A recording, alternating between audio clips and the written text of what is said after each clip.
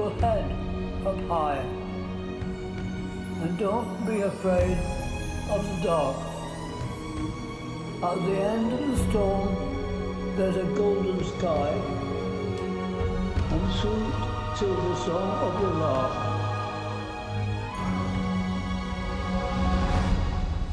When you walk through a storm, hold your head up high, and don't be afraid of the dark. At the end of the storm, there's a golden sky, and a sweet silver song of the lark. Walk on through the wind, walk on through the rain, though your dreams be tossed and blown. Walk on, walk on with hope in your heart, and you'll never walk alone.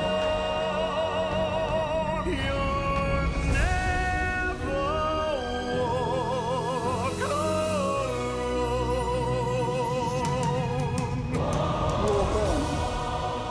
Walk on with hope in your heart, and you'll never walk alone.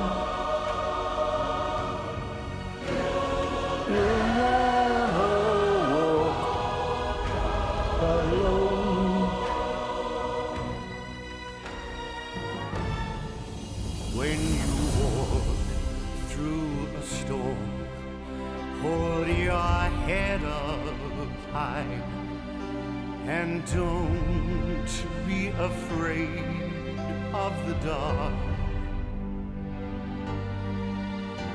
At the end of the storm,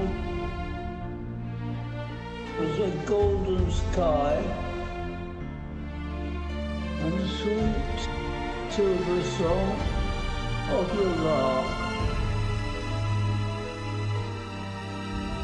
Walk on Walk through on the wind, through the wind, walk walk on through the rain, through the rain, though your dreams be tossed and blown. Walk on with hope in your heart, and you'll never walk alone. You'll never walk alone. and you'll never walk alone. You'll never walk alone.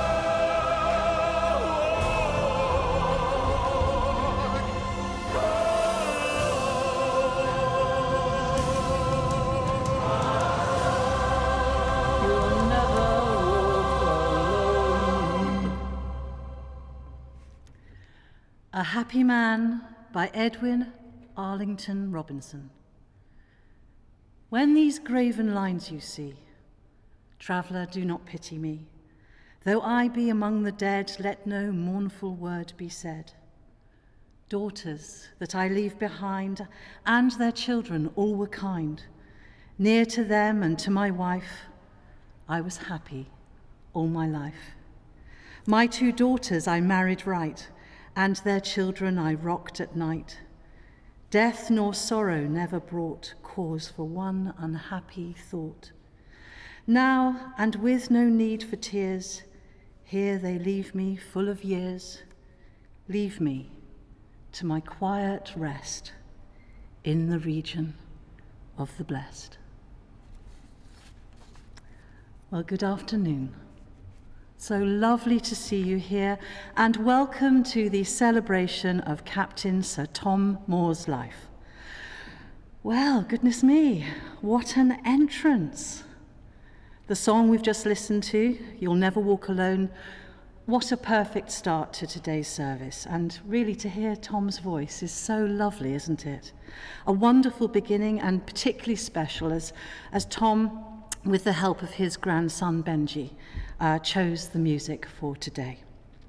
I would like to take this opportunity to thank you very, very much. Thank you so much for all the hard work and effort that you've put into making today's service so special. Thank you very much for sharing him with the world for the last year. And thank you so, so much for the huge honour of being part of today's service. I have invited you to a celebration, haven't I? And understandably, that word must seem empty, must seem hollow on a day like today. But hidden in all the pain and sorrow that you feel, there is undeniably so much to celebrate. You can celebrate the fact that Tom has been a part of your life. And though he is no longer with us, you can celebrate that you were privileged and honoured to have known him. Tom served in India and the Burma campaign during the Second World War, and later became an instructor in armoured warfare. Being ever adventurous, one of his lifelong passions was motorbikes, and this apparently was a bit of a family pursuit, wasn't it? Which he continued throughout his life. Riding stopped, but the passion remained until the end. After the war ended, he worked as managing director of a concrete company. He was an incredible engineer, with an ever-inquiring and curious mind, always looking to build bigger, better, faster. And maybe it was having daughters that Tom was such a staunch believer in the ability of women to excel in the field of engineering if given the opportunity, something the Foundation is promoting.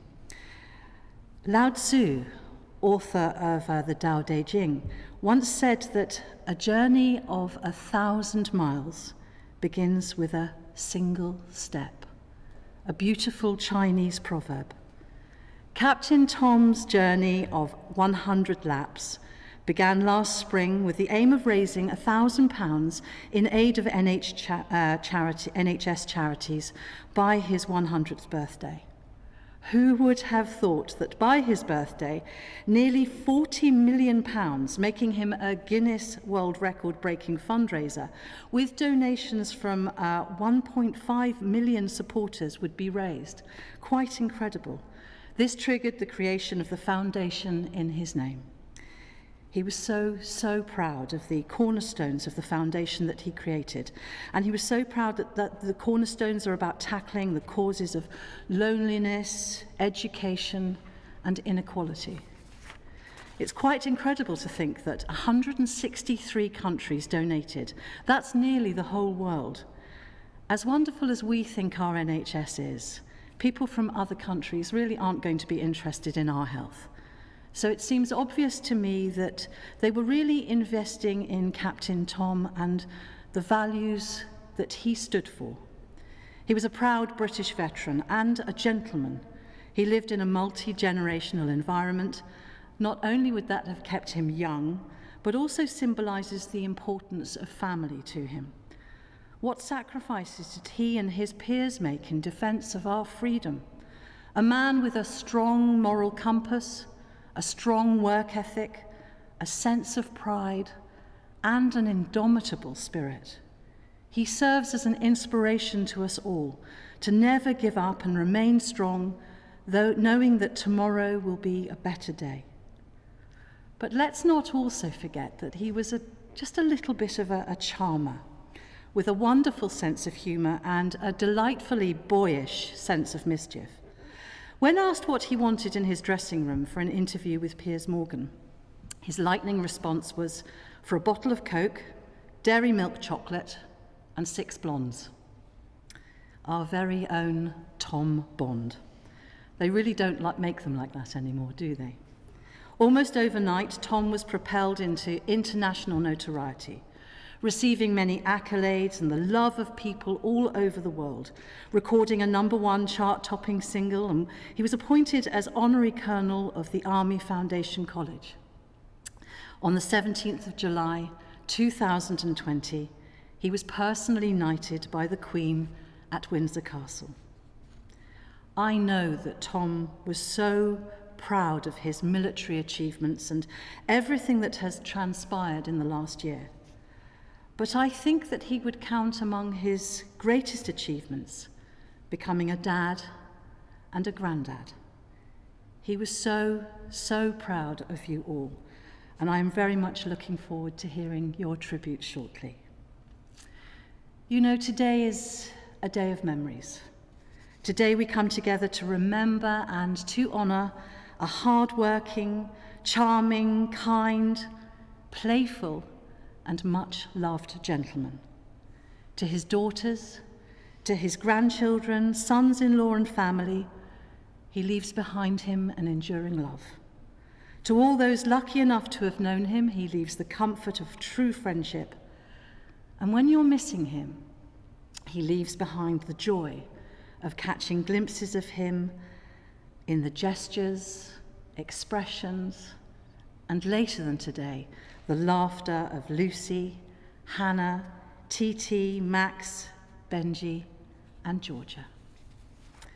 The world is undoubtedly a much poorer place without him in it, but I know that you'll agree with me when I say that you are so much richer for having known and for having loved him. We're now going to have a little bit of a musical tribute, The White Cliffs of Dover, performed by Dame Vera Lynn. There'll be bluebirds over the white cliffs of Dover tomorrow. Just you wait and see. There'll be love and laughter and peace ever after tomorrow, when the world is free. The shepherd will tend his sheep, the valley will bloom again, and Jimmy will go to sleep in his own little room again. There'll be bluebirds over the white cliffs of Dover tomorrow. Just you wait and see.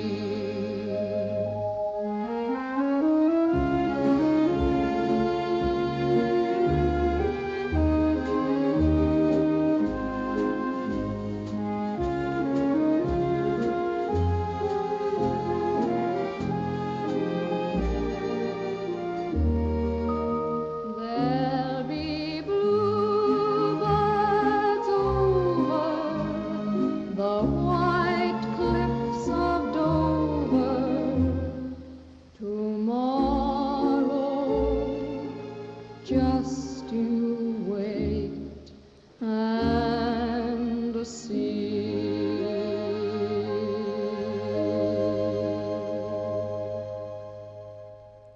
How absolutely lovely. I hope you enjoyed listening to that. And wonderful, wonderful lyrics. Very appropriate for today. I'd now like to invite up Lucy, if I may, and she's going to give her tribute to her father.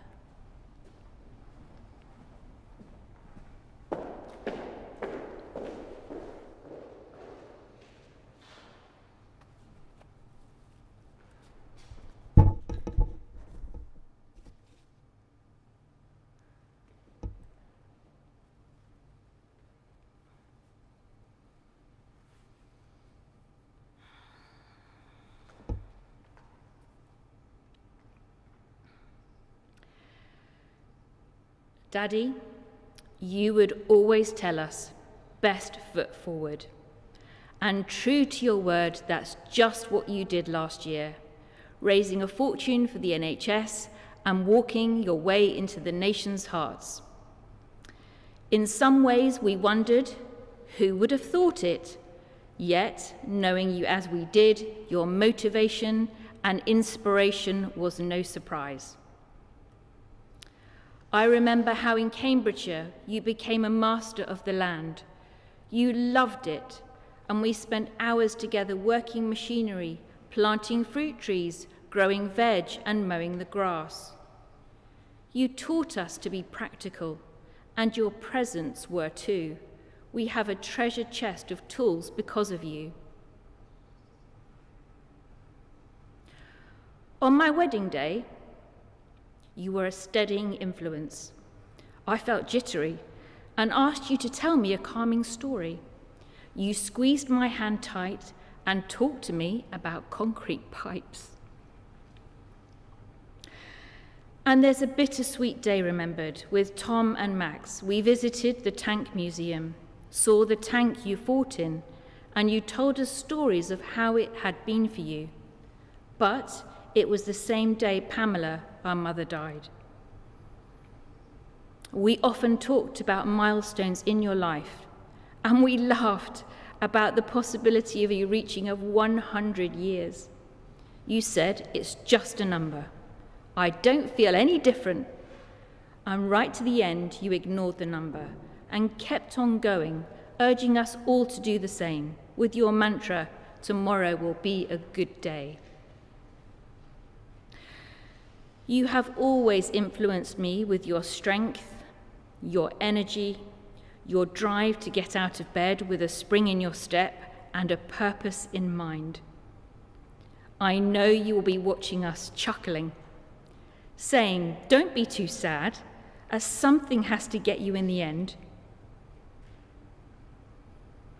Daddy, I am so proud of you. What you achieved, your whole life, and especially in the last year. You may be gone, but your message and your spirit lives on.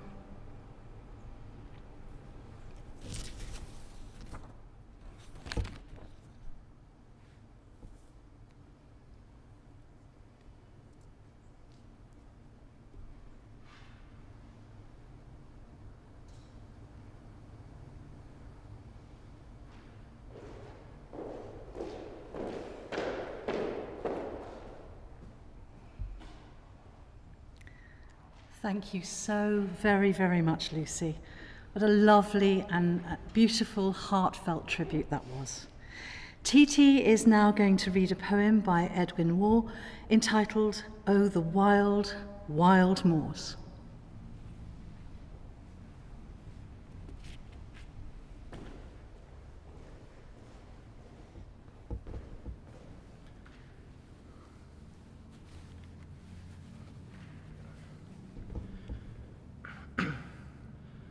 I would like to dedicate this to my granddad, who loved and grew up in the Yorkshire Dales. My heart's away in the lonely hills, where I would gladly be, on a rolling ridge of Blackstone Edge, where the wild wind whistles free. There often careless youth I roved, when summer days were fine, and the meanest flower of the heathery waste delights this heart of mine. Oh, the lonely moors, the breezy moors, the stormy hills so free. Oh, the wild, wild moors, the wild, wild moors, the sweet wild moors for me. I fain would stroll on lofty knoll and rurally moor again, or the wildly stray one long bright day in Turvin's bonny glen. The thought of Wardle's breezy height fills all my heart with glee, and a distant view of the hills so blue brings tears into my ear. Oh, the lonely moors, the breezy moors, the stormy hills so free. Oh, the wild, wild moors, the wild, wild moors, the sweet wild moors for me. O blessed sleep that brings in dreams my native hills to me, the heathery wilds, the rushing streams where once I wandered free. 'Tis a glimpse of life's sweet morning light, a bright angelic ray that steals into the dusky night and fades with waking day. O the lonely moors, the breezy moors, the stormy hills so free. O the wild, wild moors, the wild, wild moors, the sweet wild moors for me.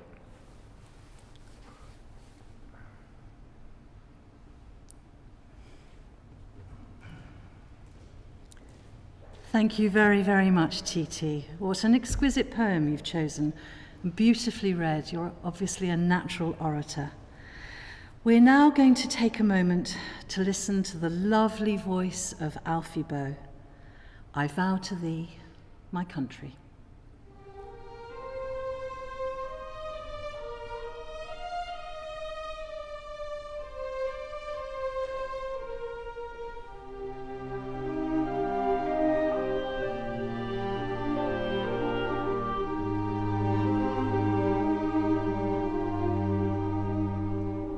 I vow to thee, my country, all earthly things above, entire and whole and perfect, the service of my love, the love that asks no questions, the love that stands the test, that lays upon the altar the dearest and the best, the love that never falters, the love that pays the price, the love that makes unwanted the final sacrifice.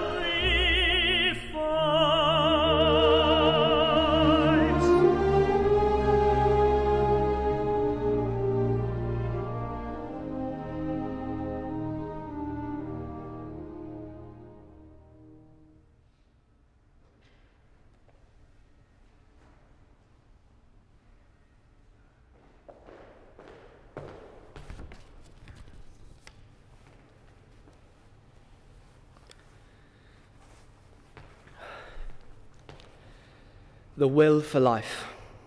I think this phrase typifies your attitude to life every day.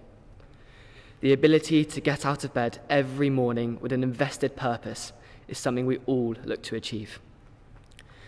If there is a lesson I have learned from living with you these past 13 years, it's the power of positivity and kindness. I truly do not believe I'd be the person I am today without your sound guidance. Our chats mid-afternoon, that were only meant to last a few minutes, quickly turned into hour-long conversations, delving into so many thought-provoking avenues. These are memories that I will never forget, and are ones I'm incredibly grateful to have.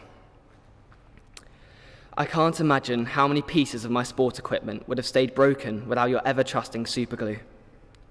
Quite often, after cricket matches, there'd be some issue with my helmet or bat in which you never ceased to offer assistance in fixing. I suppose the tables turned in the latter years, where often it would be Georgia or me fixing something on your phone. The motivation you gave me for every sports fixture, knowing however many wickets I took, tries I scored, often had a £1 cash reward at the end. This was certainly something I took with me into every game. Coming home soaked in mud or sweating from the sun, the first words I ever heard were, "Did you win, and how did you play?" If it hadn't gone to plan, there was never a negative word. It was only how to improve next time.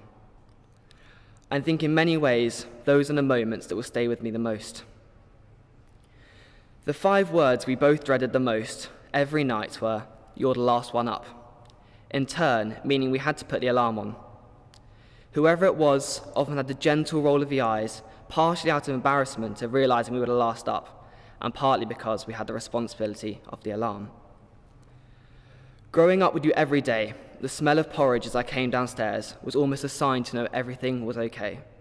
A few minutes later, seeing the plate slide down the side of the chair, at the perfect height for the dogs to lick the remains, was something that filled the morning with more than a bit of joy. In recent weeks since your passing, I've sat in the room where I work. The window overlooks onto our garden, where I can still see a 7-year-old version of myself sitting on your lap with my hands on the steering wheel, trying to drive. Whilst of course I could not touch the pedals, You brought the experience to life, making me feel as if I could drive anywhere and could do anything. Looking to where I am now, there is a piece of you in everything I do, whether it's the motivation for sport or even in my school life. For example, taking design and technology at A-level, I am almost certain sitting in Grandad's fix-it shop with you tinkering away sparks an interest in me to do the same. As a grandson-grandfather relationship, we were always very close, yet this adventure we've been on as a family this last year has only made us closer. Sitting behind the camera or next to you in almost all of your hundreds of interviews, the laughs we had as the camera would fall off the stand or one of us made a mistake in the recordings. Standing in a sea of birthday cards sent to you was something I still cannot fathom. Going home and showing the pictures, I could see your eyes light up in gratitude and pride. The places we got to go and the things we got to see together, I know filled your heart with joy to know that we did it as a family. I could not have asked for a better last year to spend with you. I cannot thank you enough for everything you have done for me. You have been the most incredible grandfather, mentor, and most importantly, a friend. I will do everything I can to live up to the standards you have set and promise to continue the incredible legacy you have left.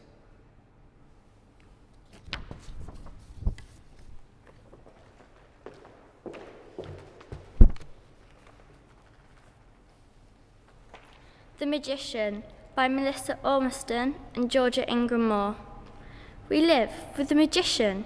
He makes us laugh all day.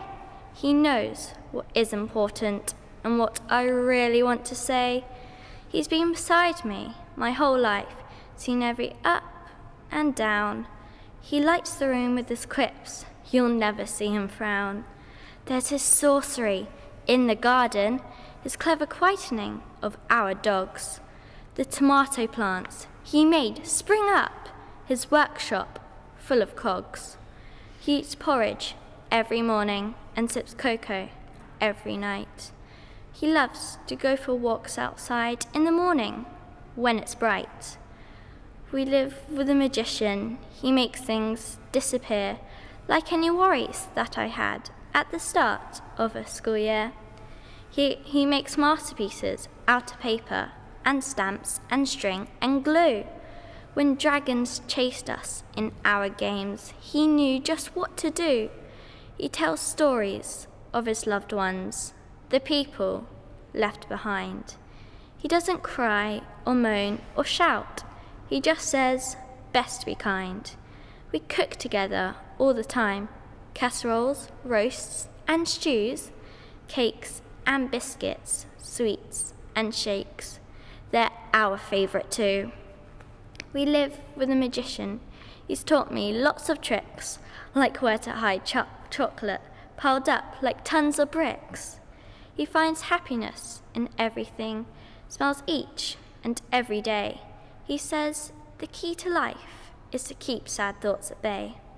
He doesn't mind if things are odd, like the objects in my pocket. He said only the best people carry spiders and tiny sprockets. Even when things are tough, he's taught us to be brave. He said there's always light in the deepest, darkest caves. He likes to tell us stories of daring things he's done. He's climbed mountains, ridden motorbikes. He says, yes, life's been fun. Is it difficult to be happy every single day? The magician shakes his head and smiles, not since I came to stay. Although we know that life moves fast, we need to stop and stare at joyful things around us because they're hidden everywhere. When we are together, he makes me feel so tall. He says I can be what I like. What? Anything at all. Can I become an astronaut, blue whale, or giant mouse? Why not, he says. We'll just make sure to get a bigger house. He tells me almost every day, be honest and be true, to put your best foot forward and see yourself in others' shoes. He's taught me tons over the years, and he says that we've taught him. He said his glass is filled with love, right up to the brim. We live for the magician. He makes things disappear. His final act was really smart. He left, but he's still here.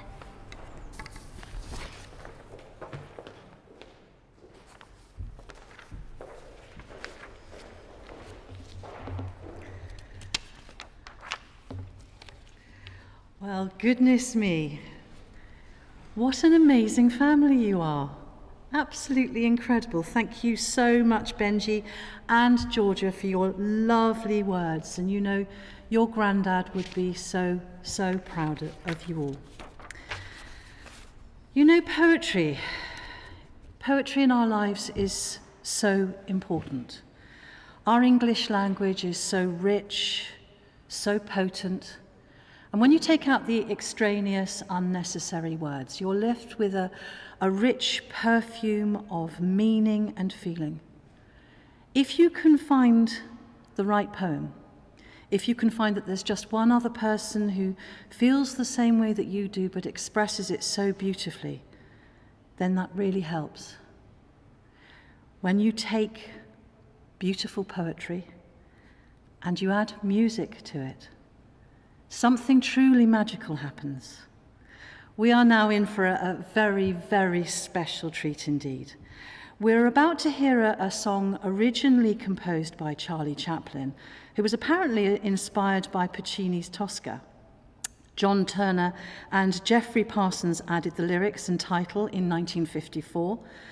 In the lyrics, based on lines and themes from one of Chaplin's films apparently, the singer is telling the listener to cheer up and that there will always be a bright tomorrow, just as long as they smile. Michael Bublé has kindly recorded this in honor of Captain Tom and for you all. Smile, performed by Michael Bublé.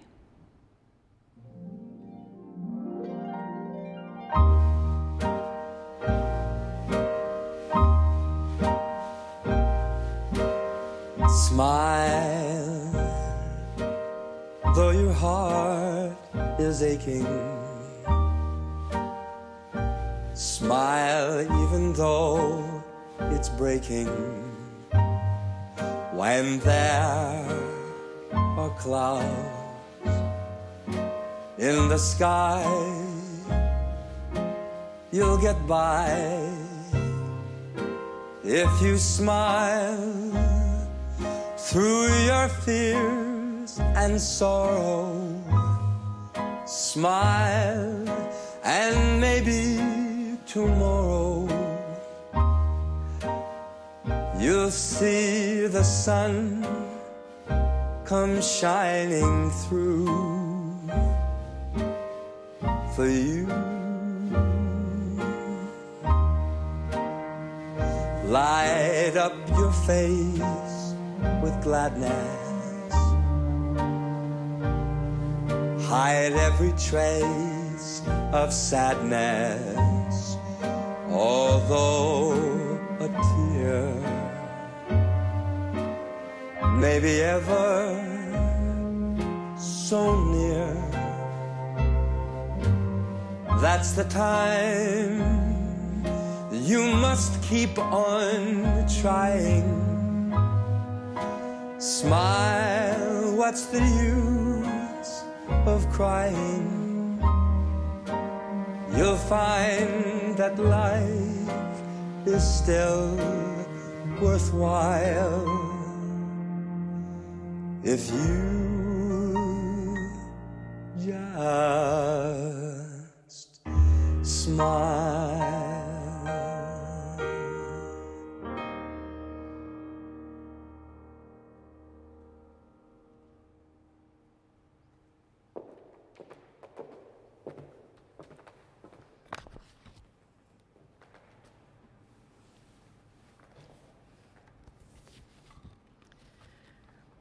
We could not have asked for a more magical childhood. We felt so loved and so safe. We had the happiness of a stable family life, peppered with the excitement of intrepid camping trips across Europe, which gave our young minds a window on the world that you said was our oyster to open. We had always been close, but we became even closer as we all came to terms with our mother's death. A few months later, when Colin and I planned to move to a new home, it felt totally wrong to leave you on your own. We urged you to move in with us. We were so happy when you agreed. Our family of 3 became 4 as we walked through the door of our new home, 2 different lives now merging. Soon, our 4 became 5 when Georgia was born, and we embarked on the most amazing multi-generational life journey, thriving on the wealth of knowledge that you brought and the knowledge we in turn gave to you. You delighted in Benji and Georgia, and when Benji started school, you were totally engaged in his new venture. You spent hours with Georgia, the youngest grandchild by far. She sat on your lap as you cut and glued and stamped and read together. "Where's Georgia?" I would ask, with Grandpa, of course. Your relationship with them was a constant reminder of how lucky we were to have you as a father and of that special bond we have. You flourished at home and became so busy. We built you a big workshop and put the sign on the door, "Granddad's Fix-It Shop." You spent hours and hours tinkering away up there with our dogs playing at your feet. You insisted we install wood burners in our living rooms, and you chopped the wood and managed the fires with sheer delight. You managed the mowing, the dogs, the bins, the greenhouse, and lunch every Sunday. The children would come in muddy or dusty and exhausted from sport, and a magnificent roast lunch would await them. We all had our roles. You became the solid foundation, creating a slightly different relationship with each one of us. You took such pleasure in declaring that you and Colin should be given a Guinness World Record for the length of time a Yorkshireman and a Welshman lived together in total harmony. You interchanged the Union, English, and Welsh flags on the flagpole that you insisted on installing. You should know that Benji and Georgia are responsible for the flags now, and the Union flag is laying at half-mast for you. We know, because you told everyone who would listen, that you relished this next phase of your life. We respected your independence, your values, and your space, and you did the same for us. We felt your love, and we know that you felt our love for you. We took such pleasure in our routines with you, like Benji and Georgia taking it in turns to go and nudge you awake for dinner. "I wasn't asleep," you would declare with some indignation. We would all smile, enjoying this familiar, funny, and enchanting denial. In the latter years, as you got older, we got used to the soft shuffle and scrape of your frame as resiliently you made your way from your living room to the kitchen, sneaking a treat to the dogs as you passed. In all our musings and discussions, we never, ever imagined what the last year of your life would be like. Who would have thought our little family gesture would become what it did? The first humble goal of £100 that quickly became 1,000, believing that would be tough enough.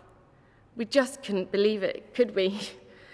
When it reached £38.9 million, we are so proud of the way you handled everything that happened. We had been so close as a family before this, but we were thrust even closer together as the world became enthralled by your spirit of hope, positivity, and resilience. They too saw your belief in kindness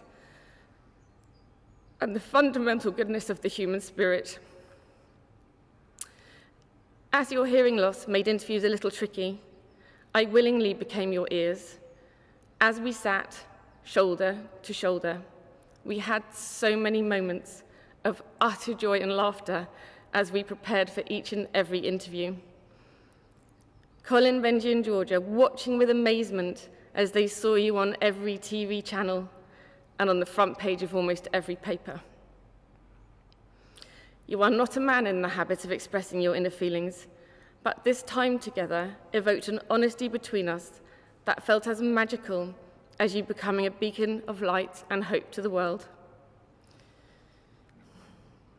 You are the fabric of our lives and home, every cupboard that we open, each door that we go through. You are there. We have lost a huge part of our family. Our 5 now stands as 4. We feel your loss with the deafening silence. Those years of habits are so hard to break. I come down the staircase in the morning, and forgetting for a moment, I look left to check if your bedroom lights are on and if I can hear you moving around. And then I remember, you're not there. The loss of you is a dull physical ache for me, but the power of the love you left us with allows us to stay strong. In the last days and hours we had together, you talked with pride about the lasting legacy of hope people said you had created, brought to life with the foundation in your name. You declared to me and the nursing staff that you had a lot more fundraising in you and you would be back as soon as you felt better. We are all so proud of everything you have achieved and promise to keep your legacy alive. Thank you for all the special times we've shared. Our relationship cannot be broken by death. You will be with me always.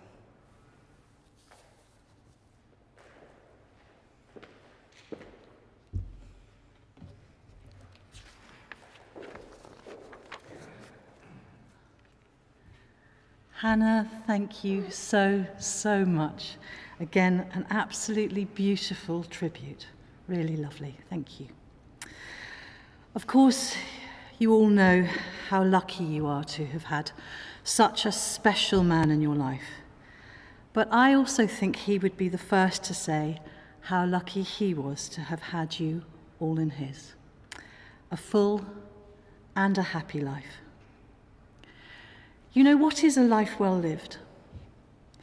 If we are lucky enough to live a long and fairly good life and look back, the questions we're going to ask ourselves will rarely be to do with material things. You know, we spend so much time mithering about so many things that we suddenly realize on days like today are really insignificant and meaningless. But in Captain Tom's case, the financial legacy that he leaves us is, of course, extremely important. But it's what can be done with that legacy that really matters. Do you not think that a truly successful life is measured by the difference that we can make in the world? What we do for our family, what we do for our friends, what we do for our community. And Captain Tom epitomizes this. To coin the Foundation's motto, his lasting legacy is inspiring hope where it's needed most. And he certainly did that. There is a wonderful writer, philosopher and poet of the 19th century called Ralph Waldo Emerson. I don't know if you've heard of him. He was an amazing advocate of social reform, and his indomitable spirit and faith in humanity reminds me a little of Tom. He gave a definition of success which I would like to share with you, if I may. He said, to laugh often and much, to win the respect of intelligent people and the affection of children, to appreciate beauty, to find the best in others, to leave the world a little bit better, whether by a healthy child, a garden patch, or kindness to others. To know that even one life has breathed easier because you have lived, this is to have succeeded. When you feel sad, try and remember that grief is the price that we pay for loving. And you know, the only reason that you hurt is because you have had the privilege of loving so very much. Tom was central to his family. He lived a life surrounded by the love of his family, the love of his friends, and in the last year becoming a darling not only of the nation but of the world, and a beacon of hope during these challenging times. His was truly a rich and successful life indeed. Goethe said, "Whatever you can do or dream you can, begin it. Boldness has genius, power, and magic in it." Please, could I now ask you all to stand for the committal?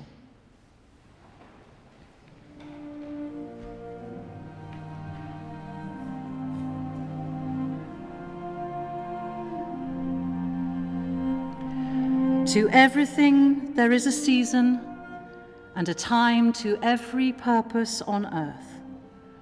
A time to be born and a time to die. A time to weep and a time to dance. A time to get and a time to lose. Here in this last act, immune now to the changes and the chances of our mortal lot, we commit the body of Captain Sir Tom Moore to its natural end. Be sad that he is gone, but happy that he has lived and will remain in our hearts forever. Remember Me by Margaret Mead.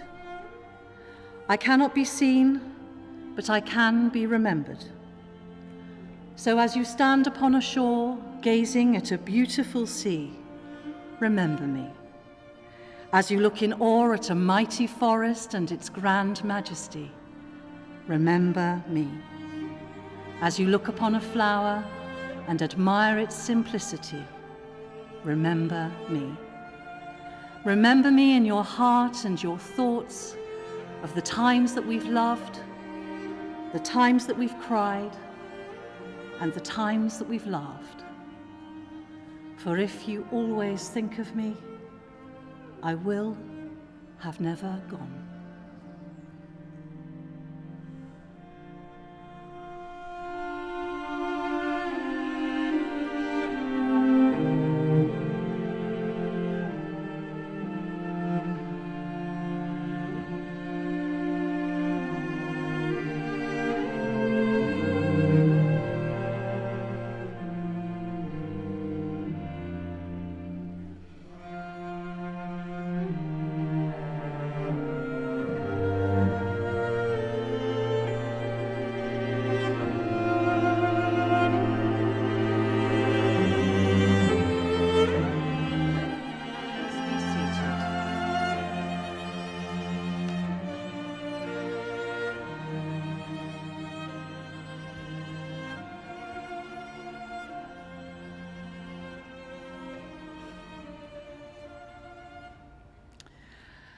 Well, sadly, we are coming towards the end of the service now.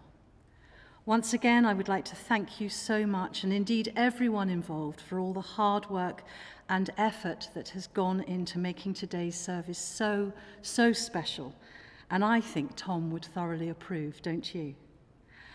I'm going to, in a moment, hand over to Colonel Tim Exton, Commanding Officer of the Yorkshire Regiment for the Remembrance, and after that I'm going to hand you back into the care of our funeral director, Gerald, from Neville Funerals. But finally, we are going to listen to Tom's last choice of song. The lyrics are very, very appropriate and perfect for today, because I think, in a way, we are giving Tom the final word. My Way, performed by Frank Sinatra.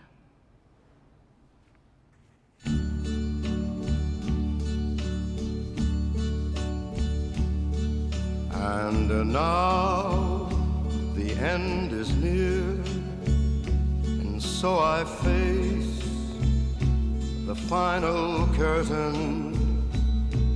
My friend, I'll say it clear, I'll state my case, of which I'm certain.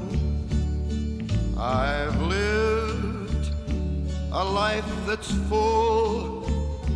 I traveled each and every highway, and more, much more than this, I did it my way. I've had a few, but then again, too few to mention.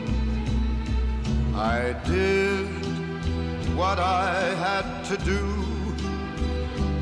saw it through without exemption. I planned each charted course, each careful step along the byway, and more, much more than this, I did it my way. Yes, there were times, I'm sure you knew, when I bit off more than I could chew.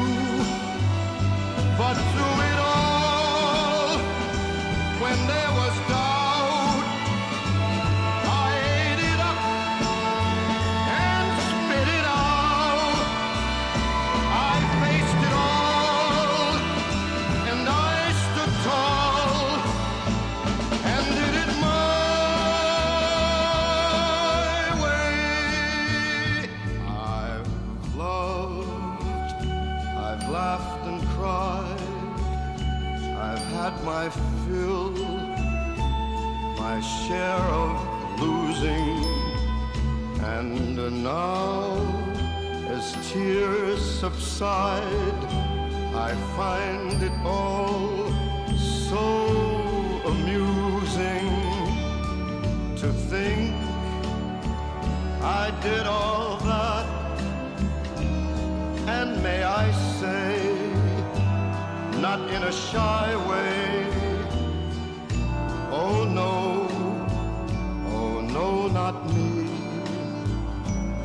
I did it my way. For what is a man? What has he got, if not himself?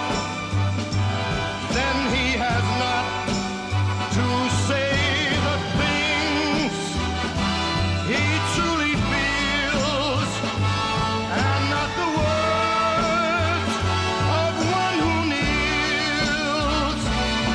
The record shows I took the blows and did it my way.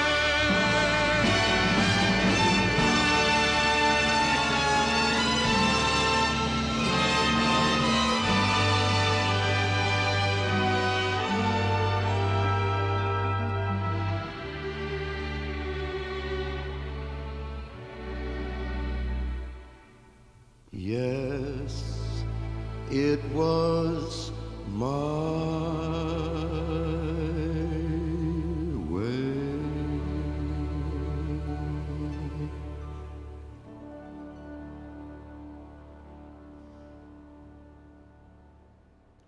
Please, will you stand?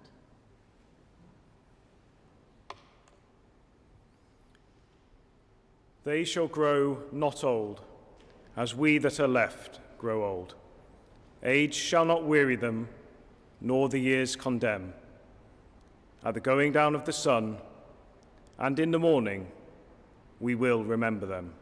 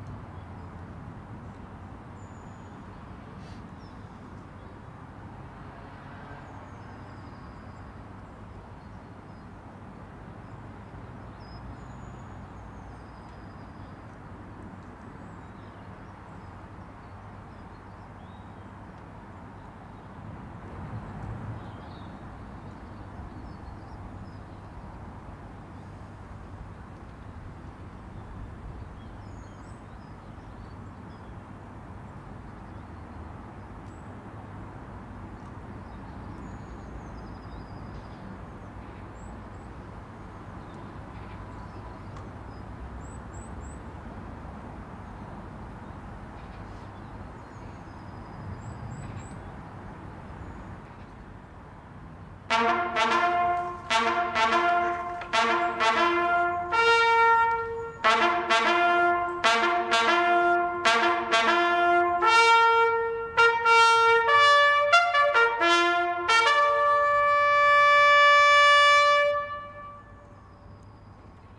you go home, tell them of us and say, for your tomorrow we gave our today.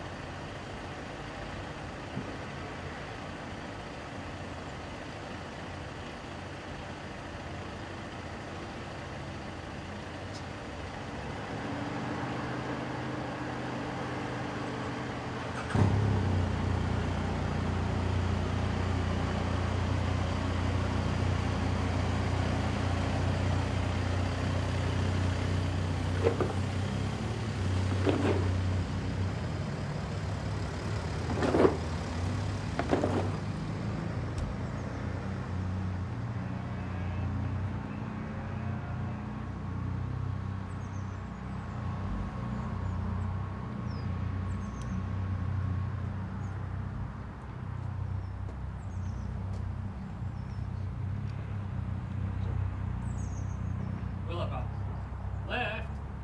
Turn.